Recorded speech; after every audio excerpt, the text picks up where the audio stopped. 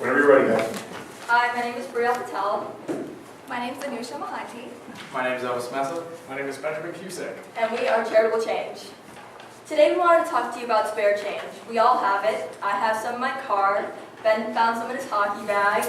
Elvis has some in his pocket right now, and Anusha even found a quarter in the hallway. I'll even bet that you have some lying around too. But do we all put it to good use? What if I told you digital change could change the world?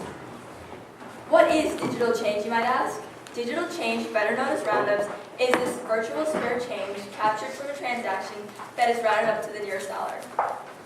Bank of America first capitalized on this idea and used it for their customers' checking and savings accounts. Acorns uses it for investments, Change uses it for their customers' student loans, and we, Charitable Change, will use it for donating. Now you may say that that's not a lot of money, and who would want to donate in such small amounts? Well, let me show you.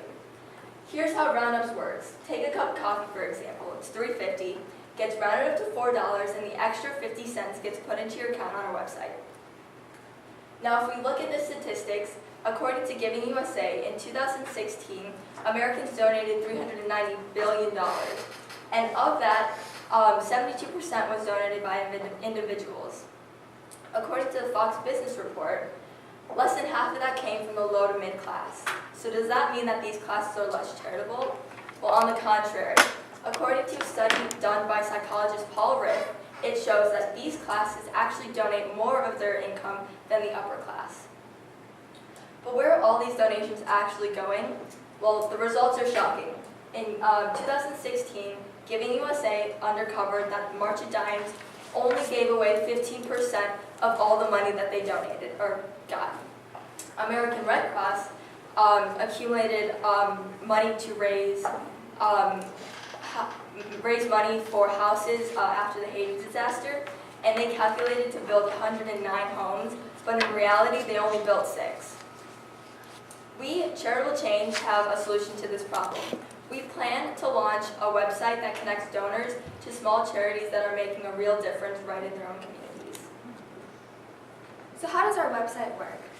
Well, by either logging on to charitablechange.org or by clicking on the link to our website from our social media pages, the donor will be redirected to our homepage. We anticipate that the donor would be interested in making a donation, and hence we've included the Let's Get Started tab in order for them to do so. So now, to make an account on our website, we do ask the donor to provide us with their bank account information. With this information, we will be tracking their transactions that they make, and by using the roundup method, we will be putting money into their account. Once the donor hits $20, they'll receive a notification from us via email asking them to select the charities that they would like to donate this money to. For example, this is Jane's account and she has hit $20. She is interested in helping families around her, so she will click the Family tab and then browse through the charities that fit this category. She likes Let It Be Us and their mission statement, and hence she will click the Donate button to send her money to this charity. So, who is our user? Our user is 25 to 40 years old, makes $55,000 or more. Our user is perfect for our website because we all know that 20-year-olds love to save for retirement. Unless it's those new pairs of shoes that they had to have or that fancy new dress that they wanted. They love to browse through social media and they live in the urban USA. Our customer, on the other hand, is small charities that are trying to make a real difference. They make $450,000 less a year, and they need more transparency within their donations. They have a lack of donations throughout the entire year, and that's why they only have they only have big donations at the end of the year. And they need more marketing so that everybody knows who they are. Our total addressable market is $390 billion. That was all the money donated across the entire United States of America as of 2016. Right now, we're just trying to stick in with the Cook County area, and right now, as of today, there's 338,000 charities. We think we can get about 16% of those charities. We contacted 37 charities and only 6 got back to us, which gives us our 16%. 16% of our 338,000 comes out to roughly 50,000 charities.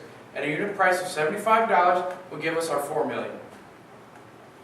So let's talk about competition. Our competition consists of Drops, a nonprofit app that uses roundups, but they, however, take a percentage out of the donation that the donors give. Next, we have CoinUp, which is a for-profit app that uses roundups, and they take 50% of the donations that the charities receive. Global Giving, on the other hand, is a nonprofit website that does not use roundups. They charge anywhere from 5 to 15% of the donation that the donors give. For our marketing tactics, we found that we received an equal amount of exposure through Facebook, Instagram, and Twitter, and so we have decided to continue using these social media platforms to promote our business. We will also be attending the Barrington Family Expo for the next few years because after going this year, we were able to receive a lot of exposure for our business as well as obtain some of the emails of our potential early adopters. We tried sending out emails to our donors every week to keep them engaged with our service. However, this was not very successful. Therefore, we will be sending out monthly emails to our donors to keep them informed about important account and donation information. We have a direct channel, which is our website. The benefit of having a direct channel is that we will be able to see how much the charities are benefiting from our service. However, we will not receive the same amount of marketing as we would through an indirect channel. We wanted to give the charity on our website more freedom. That is why we included tiered pricing in our pricing strategy. At the basic, we have $50, which would include a listing under their category or a listing on the website.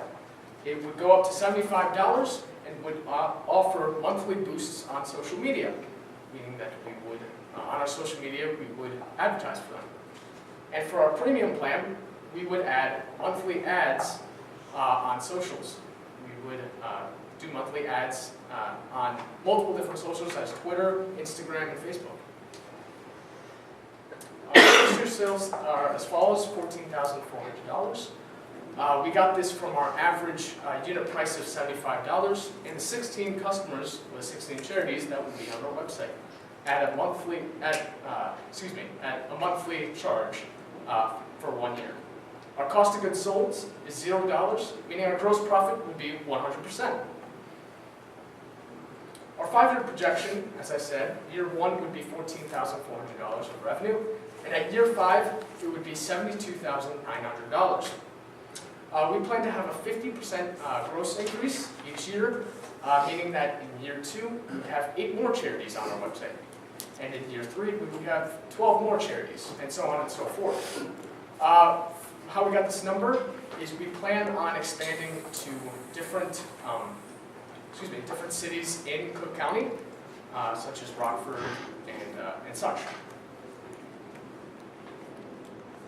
So for our MVP, we created a landing page that was connected to Venmo.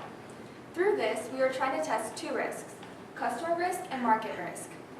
For customer risk, we were trying to validate if our customer segment, women between the ages of 25 to 40, is correct. We tested this through targeted Facebook ads and were able to gather over 4,000 views. Additionally, at the Barrington Family Expo, we were able to attract more younger women than older women to our booth, and thus we can conclude that our customer segment is correct. For market risk, we were unsure of a pricing strategy to implement for the charities that use our service.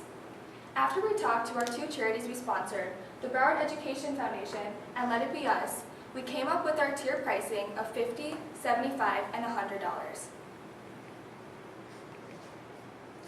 When we first launched our website, we found that we were not receiving too many clicks. We talked with our friends and family, and we found that our website was not appealing enough for the donor, and so we added more colors and pictures to our website. This directly resulted in an increase in the number of clicks from 4 clicks to 28 clicks within a few days. However, we did not receive more donors on our Venmo account because it was an extra effort for those who did not have a pre-existing Venmo account. Although we looked for ways to change our medium, we were unable to find anything that could replicate the functions of our business, and therefore we stuck with Venmo for our MVP. Our total uses is $28,600. This comes from our startup costs of $23,970. Our main cost in the startups is from our algorithm, taking up 16,000 of that. And our marketing, we plan to have around roughly $2,000 set aside for marketing. Our lawyer and other administrative costs fill that number up. Our liquidity cushion is $4,630, just in case we need more security or more advancements on our algorithm and our website. Excuse me. Our total capital we are asking for is $28,600. And in exchange for that $28,600, we are requesting, or we are giving 48% of our company to the investor, based on our post-money evaluation of $59,630. Our exit strategy, after year 5, we plan to sell to a strategic buyer, such as Change. As we talked about it earlier, they are similar to us, but they use it for student loans. Our money multiple would be 3.4 times, and our internal rate of return would be 34.2%.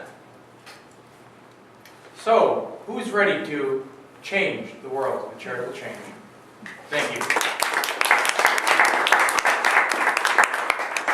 The product is your marketing for charitable organizations, or is the product getting money for charitable organizations? It's kind of both. So we're using the roundup method to get the Could you explain the roundup method to me in more detail? Yeah. So If somebody signs up and I say, I want to contribute, the roundup of my purchase on what? yeah. So we track the purchases. So when you sign up with the bank account, we track your purchases, and whatever purchase from any store, we would round it up to the next dollar, and then that money that was rounded up would go into your account, and then would be dispersed after a certain time. I'm kind of shocked that you had such a weak response from charities. I mean, wouldn't everybody sign up for it? They have to pay. Yeah. $75 for an opportunity to raise money? Per month. I don't know. Small charity. What was your outreach? You said that you had 16%, but then how many did you reach out to that came back to you? 6. So we contacted 37 charities and only 6 got back to us. How did you contact them? Um, Email? Like, Yeah, we called them directly. Oh. Were you able to talk to, you just left a voicemail message? No, we called them and we talked to them if they would like to join the service in the future. And some of them said no because of like all their marketing, the money is tied up in marketing. Okay, so when you say didn't get back to you, I'm sorry, I misunderstood that. So you actually talked to 37 and Yes. 6 said Yeah, yes? said yes. Okay, got it. And That's of better. those 6 that said yes, what percent did the $50 package, what did the $75, and what did the $100 package? Well, most of them did the 75.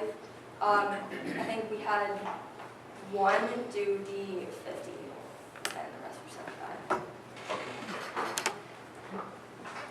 So, question for you, when you say algorithm, your startup costs, what algorithm are you actually referring to? So What is that?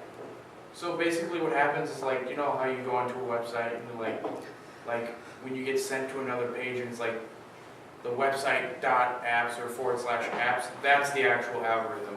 So that makes like all the tracking of your purchases and like it does the security method with it, the integration with the PayPal. It also does, along with the integration and stuff like that, it also helps you round up and send it. Have you written specs for your app and had it quoted and to get to be that specific?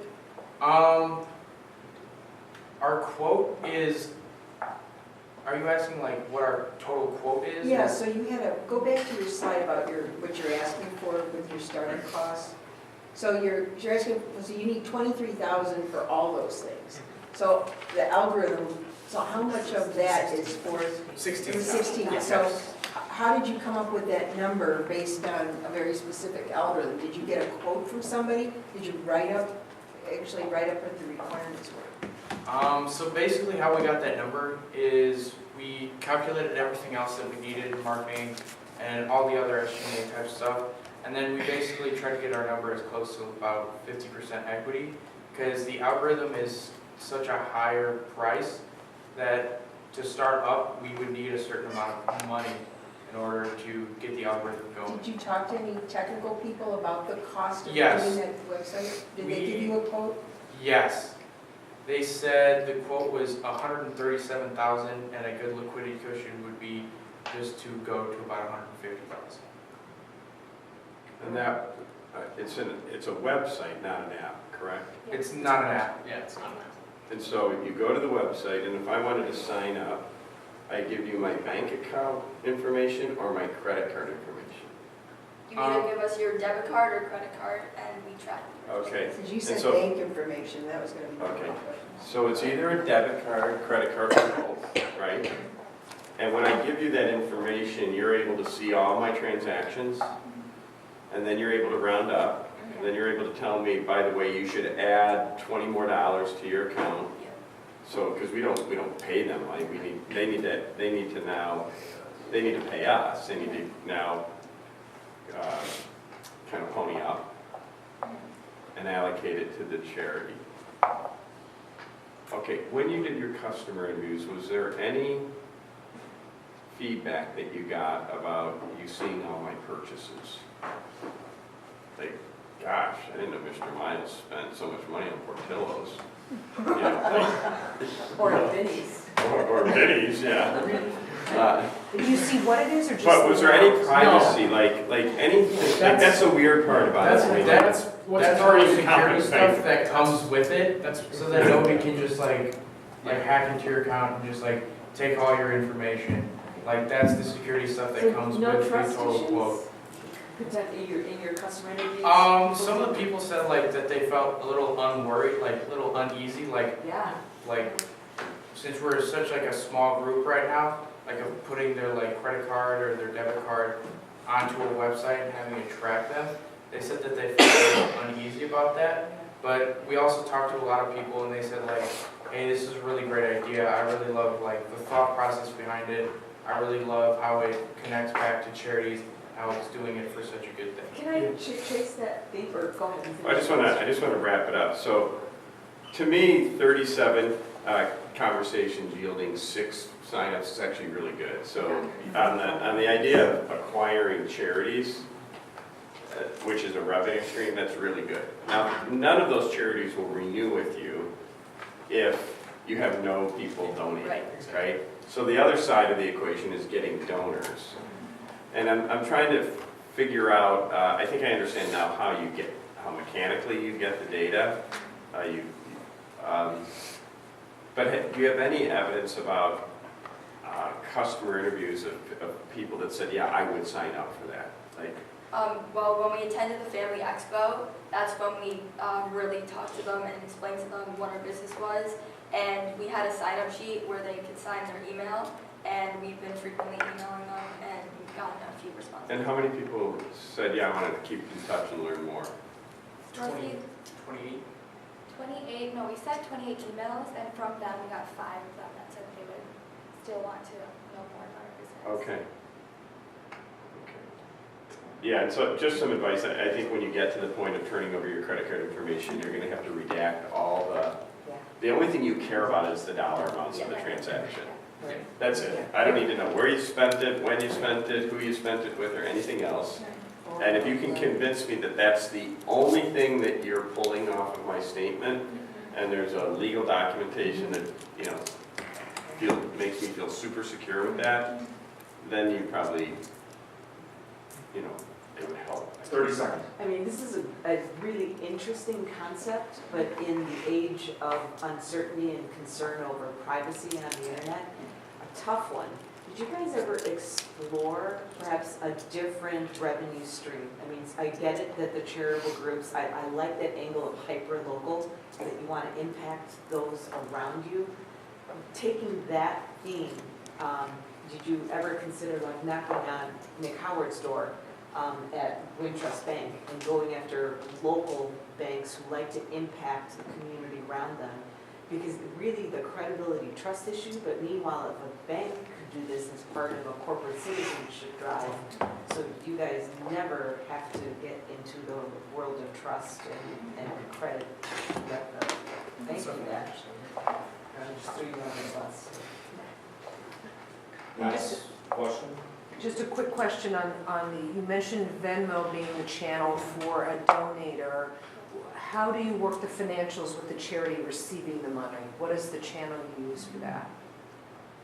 We would integrate their PayPal or any way that they get money on the internet, and we would integrate that. So we would take all the money that at the end of the month from that one person, and wherever they choose to donate, we would donate all that money to that charity. And we would do it frequently so they get more So every donations. quarter or something like Yeah. Yeah. The other way you may want to think about this is skip the entire validation of, we're going to take all your credit card transactions and in essence propose it to the donor this way. About how many things do you buy a day? 3. Let's just assume that the average roundup is 50 cents. That's $1.50 a day. That means and there's 30 days in a month. If you were to participate in a roundup program just mentally, that means you should donate $45 a month. Can we just agree that that's what you're going to sign up for, to send us $45 a month and donate it to one of these local charities, and that's a great way to give back? I mean, it's not totally precise. You don't have to give your bank statements or anything like that. We just can kind of agree to the concept of rounding it up. That might like, because I don't think people are going to say, seriously, my roundup was off by $3, or Yeah. you just need it to be directionally That's good. and emotionally kind of correct there. Last question here, Mike. Just a quick thing on your COGS, you said 100%, but the cost of buying social ads for the premium level, wouldn't that be a cost in your COGS? You had to pay out money for that particular customer? Well, I just didn't see where that was included, if you're buying ads for someone as well, part of their package. it's kind of, it's similar to say, when we use the revenue that we get for them, if that makes sense. So when they pay the $75, we would use part of that for their marketing. So it wouldn't come necessarily out of the cost of goods, because, so it's kind of difficult to explain, but it would come out of the money that they're giving us, yeah. I see how you're counting it, okay. So it would be in your other your marketing So costs? it's more of like an SG&A cost for the charity. So if we were to invest in you, are you guys in it for next year? And are you really committed? And is there a team? Are all of you kind of in it to win it here? Yeah, I am. Yeah. That's a definite yes. Okay. Thank you. All right, thank you, guys. Thank you.